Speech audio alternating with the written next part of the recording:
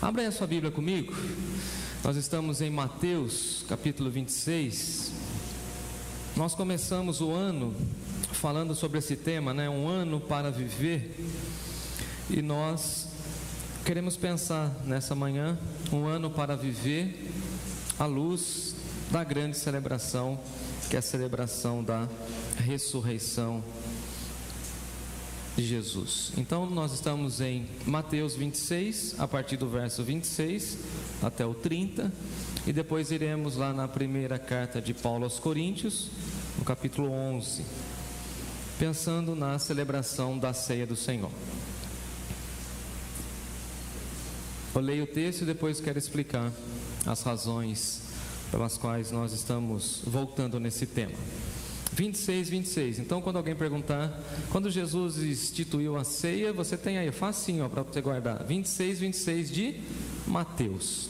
Diz assim o texto sagrado: enquanto comiam, Jesus tomou o pão e o abençoou, e em seguida partiu em pedaços e deu a seus discípulos, dizendo: tomem e comam, porque este é o meu corpo. Então tomou o cálice de vinho e agradeceu a Deus. Depois entregou aos seus discípulos e disse: cada um beba dele, porque este é meu sangue que confirma a aliança. Ele é derramado como sacrifício para perdoar os pecados de muitos. Prestem atenção ao que lhes digo: não voltarei a beber vinho até aquele dia em que com vocês de novo beberei vinho novo no reino de meu Pai. Então cantaram o hino e saíram para o Monte das Oliveiras. Vamos orar? Pai santo, Pai justo, Deus de amor e de graça, nós oramos mais uma vez que Teu Espírito tenha liberdade a falar ao nosso coração. Graças te damos, ó Deus, pela liberdade de culto, pela oportunidade de estarmos juntos em oração. E agora, quando vamos ouvir a Tua palavra e a Tua voz, pedimos que o Senhor quebrante o nosso coração, nos faça lembrar do amor do Senhor, do sacrifício perfeito de Jesus, e que Teu Espírito traga quebrantamento em nossa igreja. Possamos nos esvaziar de nós mesmos e nos enchermos do Teu Espírito. Fale conosco, Senhor. É a nossa oração em nome de Jesus. Amém. Nós estamos diante de um texto onde Jesus está celebrando a Páscoa. Jesus desejava muito celebrar a Páscoa com os seus discípulos. Ele disse isso por diversas vezes: estou ansioso para celebrar a Páscoa com vocês. E aí Jesus deixa claro que é a última Páscoa, o último momento em que ele celebraria, juntamente com o seu povo, a libertação do Êxodo. Vale lembrar que a celebração da Páscoa era essa celebração do povo do Antigo Testamento, onde eles celebravam a saída do cativeiro, a saída debaixo da mão escravizadora e opressora de Faraó, e agora então eles estavam gozando de liberdade. Então eles celebravam a Páscoa, e a Páscoa tinha a finalidade também de trazer a memória para as próximas gerações. Então, enquanto eles celebravam a Páscoa, eles faziam todas as comidas, ou eles preparavam todas as comidas que eram típicas daquela celebração da Páscoa: pães asmos, ervas amargas, tinha também qual que era a carne? O cordeiro. Tinha todo um processo onde eles celebravam e usavam a memória.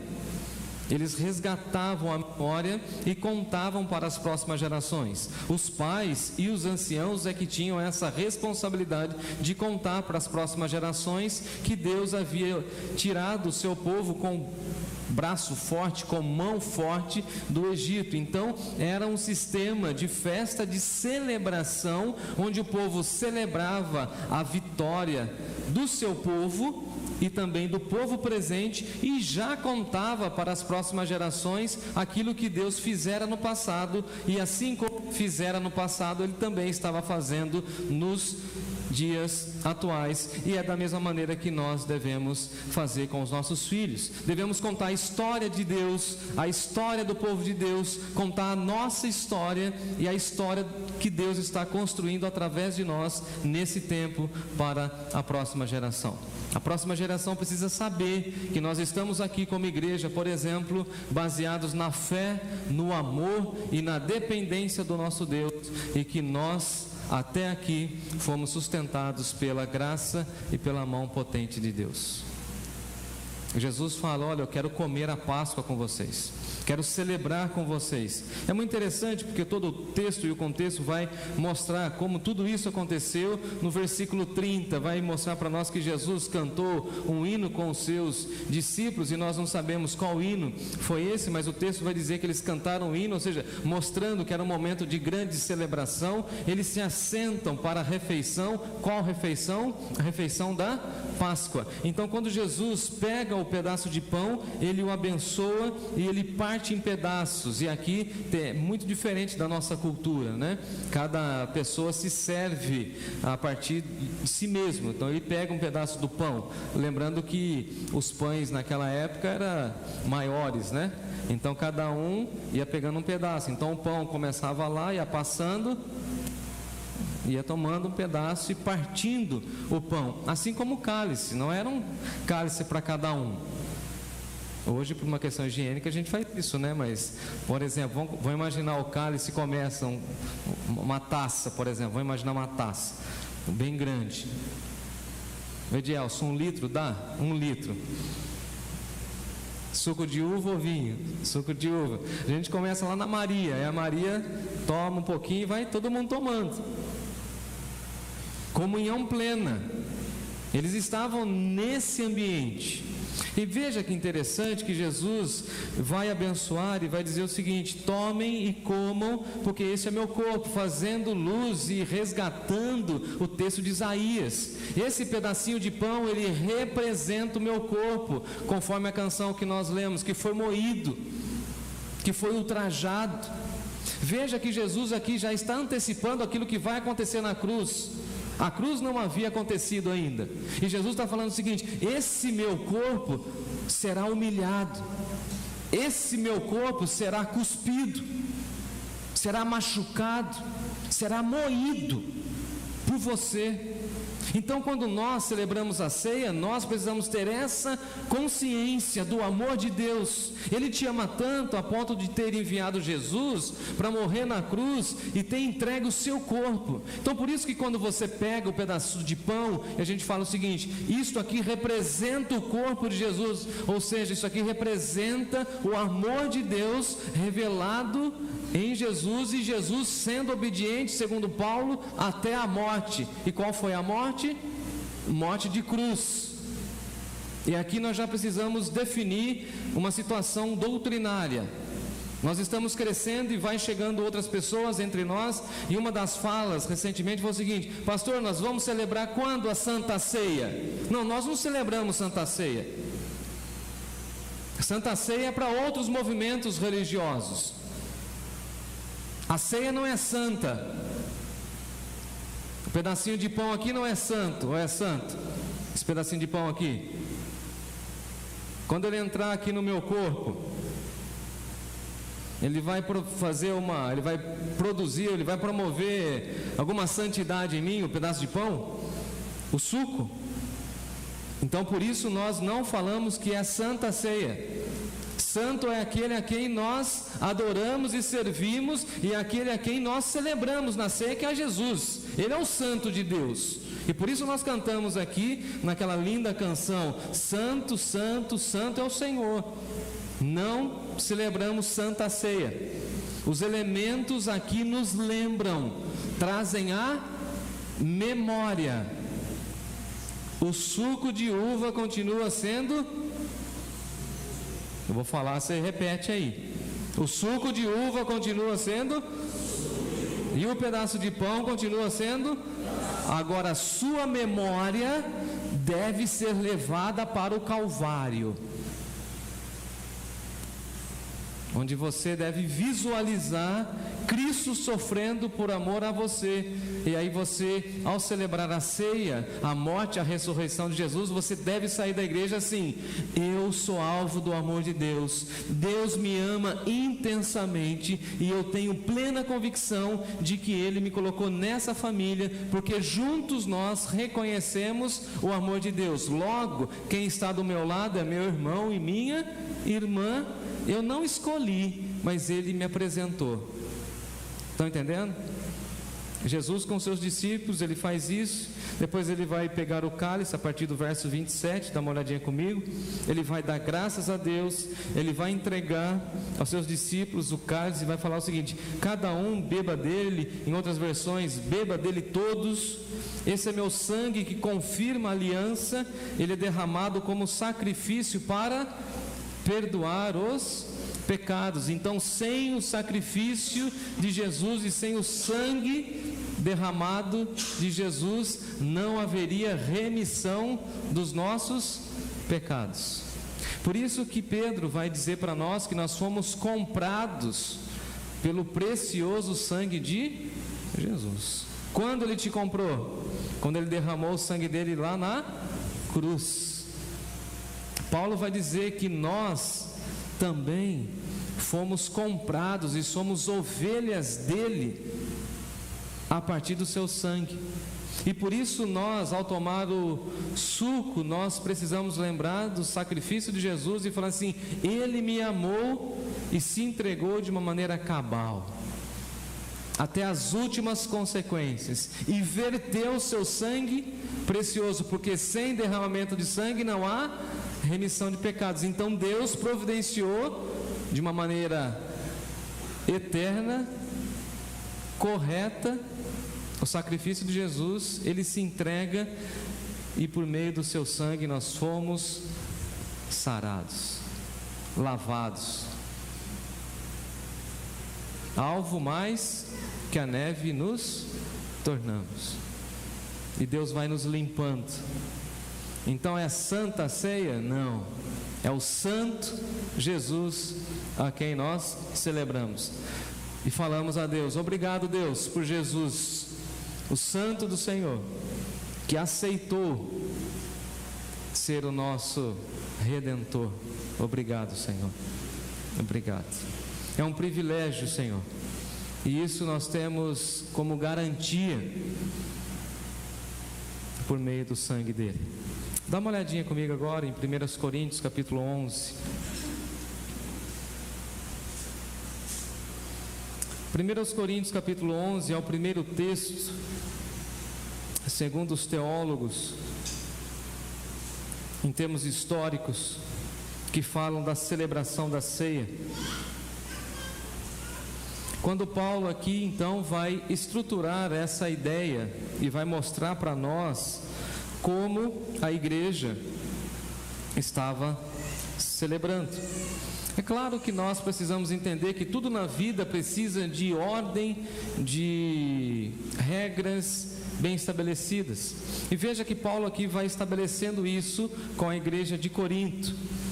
É na igreja de Corinto também que Paulo vai dizer para nós que nós não celebramos mais a Páscoa, que Jesus é o nosso Cordeiro Pascal.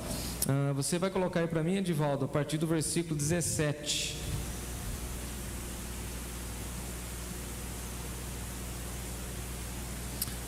E aí então nós temos essa grande celebração. Na igreja primitiva era chamada da Ágape, a festa Ágape, onde o povo de Deus celebrava a morte e a ressurreição de Jesus, e dessa maneira então eles traziam as suas refeições. É claro que eles viviam mais em aldeias, em povoados pequenos, então todo culto eles tinham a celebração da ceia, e aí então eles tinham um momento ágape, todo mundo trazia as suas refeições. É muito parecido com aquilo que nós temos feito.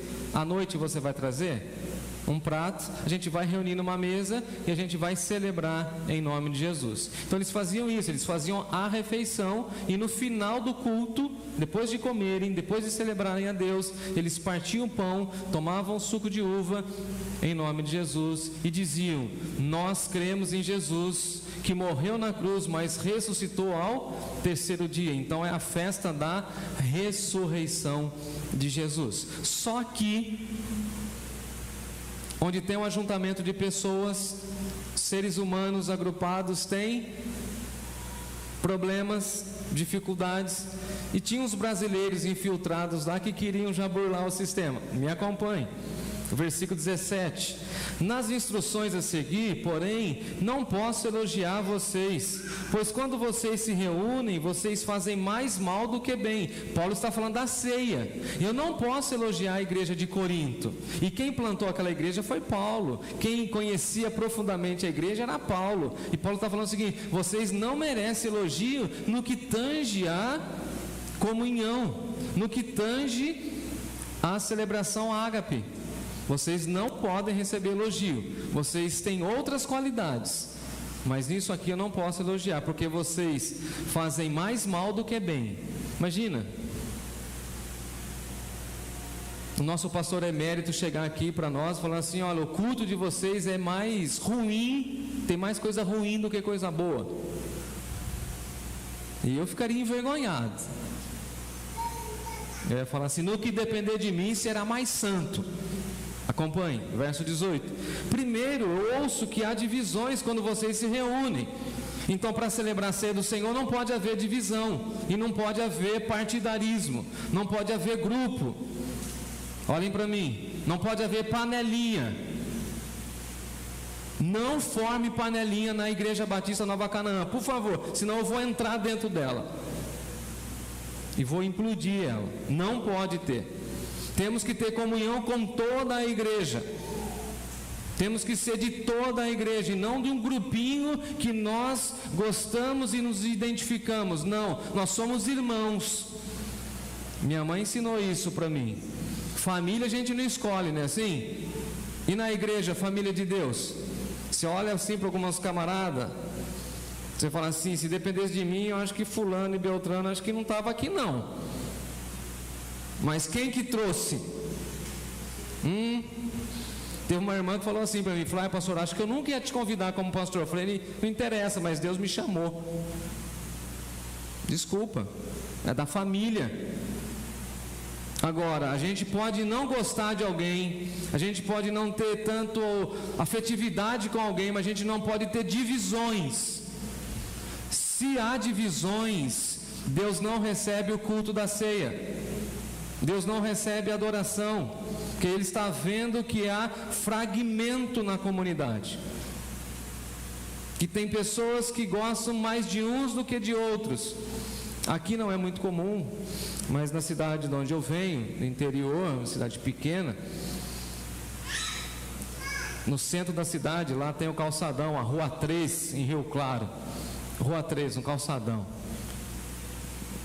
Aí teve uma vez que eu estava com a minha mãe, eu era criança, e nós íamos no centro da cidade, sempre no sábado, fazer compras ou comprar alguma coisa. Aí vinha uma família lá longe, e vinha uma outra da igreja, e todo mundo da igreja se encontrava lá. Aí a mamãe falou assim: olha fulano vindo lá. Eu falei: nossa, eu criança já saí correndo, né? Aí aquela família, o pai segurou na mão das crianças e atravessou a rua para não encontrar com a outra família que estava vindo. E eu estava junto. Eu falei: não, mas vamos lá. Não pode se encontrar, a gente vai mudar de... Eu falei: bonito. Aí chega no domingo, vocês estão lá cantando Tu és fiel ao Senhor, né? E eu pensei quando criança. Fui conversar com o diácono. Como que funciona? Como que estabelece? Que tipo de comunhão é essa? Ou eu não recebo a ceia da bandeja de determinada pessoa, eu não aceito, há divisões. É o que Paulo está dizendo. Quando você se reúne, até certo ponto eu creio.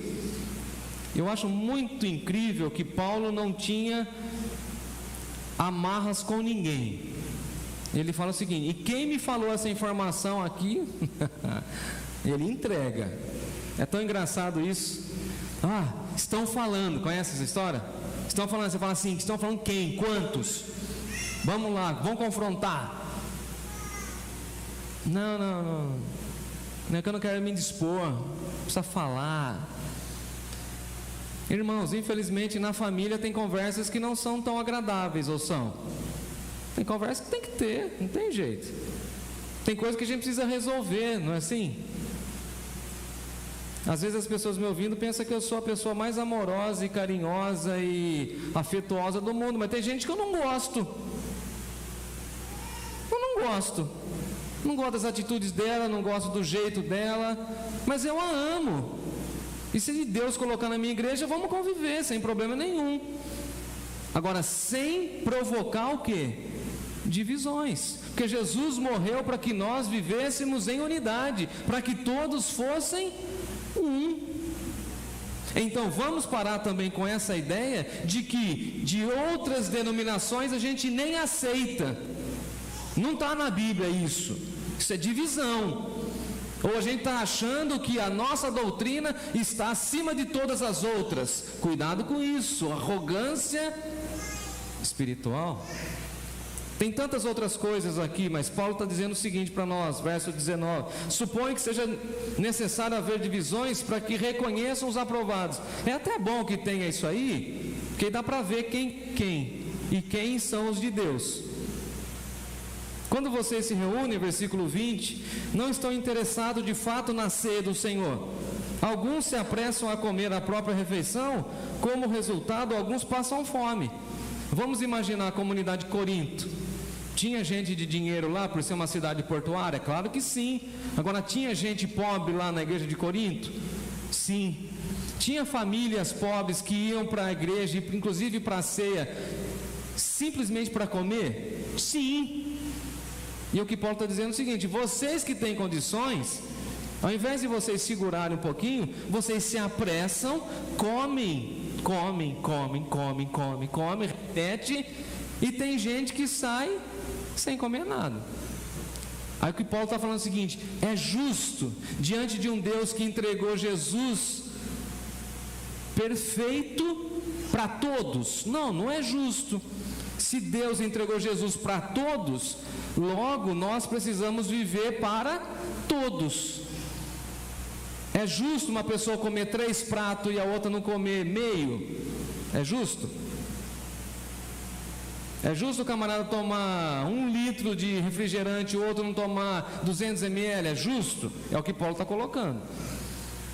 Então é mais mal do que bem. Vocês não aprenderam que de fato é celebrar a ceia do Senhor. E outros, inclusive, ainda entre vocês, diria Paulo aí no verso de número 21, ficam embriagados. Eu acho engraçado que alguns irmãos leem isso aqui e ficam horrorizados. Pastor, por que embriagados? Porque eles não tinham essa separação que nós temos, tá? É vinho ou suco de uva? Lá era vinho. E a gente às vezes fica tentando no grego, Lucas. É vinho, é um suco de uva não fermentado. Não, era vinho. A ponto dos caras lá sair da ceia torto, como se estivesse num bar. Que vergonha. Não sabe se controlar. Aí alguém vai falar assim: por que a gente não celebra então com vinho? Porque tem muita gente que vem do ambiente alcoólatra. Eu mesmo não tomaria ceia com vinho, pelo histórico da minha família. Eu não posso nada com álcool. Os irmãos sabem disso. O meu organismo já vai puxar o meu DNA lá atrás e talvez se eu fosse de Corinto, eu estava nesse grupo aqui dos embriagados. Aqui Paulo está falando o seguinte: se vocês querem comer, comam na casa de vocês. E se vocês querem ficar embriagados, que vocês se embriaguem longe da casa de Deus, porque vocês estão envergonhando a casa de Deus. Então, o que Paulo está dizendo é o seguinte: quando vocês se reúnem para celebrar a ceia do Senhor, vocês devem fazer aquilo que de fato é espiritual. Reflexão a respeito de Jesus, trazer à memória a imagem de Jesus e sair da ceia melhores do que vocês entraram. Não dá, irmãos e irmãs, para a gente celebrar a ceia mês após mês e a gente não ter esse espírito de querer mudar, de querer avançar, querer crescer na nossa jornada espiritual. Não dá para a gente ficar estagnado, procrastinando. Não, mês que vem eu não vou confessar esse pecado, mês que vem eu vou resolver isso. Não, resolve agora. Trate isso diante de Deus. Agradeça a Deus pelo grande amor oferecido a você e a mim. Se Paulo fosse o nosso pastor, eu acho que a coisa seria difícil para nós. Dá uma olhadinha no verso 22. Lembra que eu brinco com vocês? Vocês não têm casa, não? Está aqui, ó. Será que vocês não têm casa onde comer e beber? Ou vocês querem mesmo envergonhar a igreja de Deus e humilhar os pobres? O que eu devo dizer a vocês? Vocês querem que eu elogie vocês? Certamente eu não posso trazer elogio. Não dá para elogiar. Isso não é ceia. Isso não é celebração. Isso não tem santidade. Isso não tem amor. Isso não tem fraternidade. Não dá para fazer nenhum elogio. Agora, qual que é a ceia que Deus elogia? Quando os crentes estão quebrantados e contritos, agradecendo a Deus com lágrimas nos olhos, falando assim: eu não mereço estar aqui, eu não mereço essa família, eu não mereço a salvação, eu não merecia nem ouvir a voz do Espírito, mas Deus me deu tudo isso pela sua maravilhosa graça. Eu não mereço, mas Deus me concedeu, e aqui eu estou. Essa é minha família. Ao invés de reclamar da minha família, eu vou amar a minha família, vou respeitar a minha família, vou entender a minha família, não é assim? Quando a gente casa e a gente entra numa outra família, a gente precisa entender aquela outra família, entrar na outra família, se envolver com a outra família, viu, César? Viu, Marina? Vai ser assim, viu? Daí daqui uns dias você tem que falar assim: ó, a família dela é a minha, eu vou amar. A Nova Canaã é minha família. Se alguém falar mal, sai de baixo. E depois Paulo vai colocar os princípios corretos. Olha, o que eu recebi do Senhor é o que também vos entreguei. Que o Senhor Jesus, na noite em que foi traído, tomou o pão e, tendo dado graças, o partiu e disse: isso é meu corpo que é dado por vós, comei dele e em memória de mim. Então pegue aí agora o seu pedaço de pão com essas explicações. Se alguém não pegou, por favor, pode retirar ali na recepção.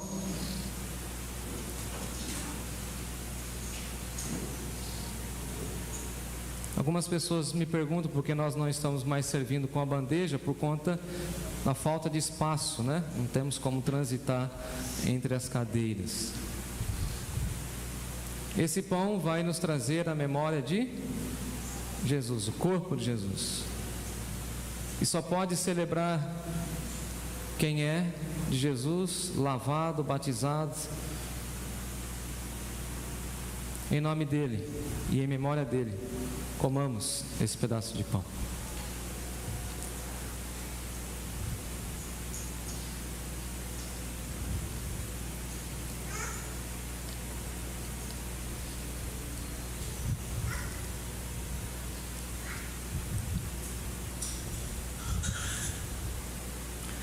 Obrigado, Deus, pelo corpo de Jesus, a sua entrega. E nessa manhã a nossa memória é cativa do sacrifício de Jesus, do amor de Jesus. Obrigado porque Ele suportou as afrontas, os castigos, e hoje nós desfrutamos da Tua paz e da Tua salvação. Louvado e exaltado seja o Teu nome, ó Deus, por meio de Jesus, para a glória de Jesus. Amém.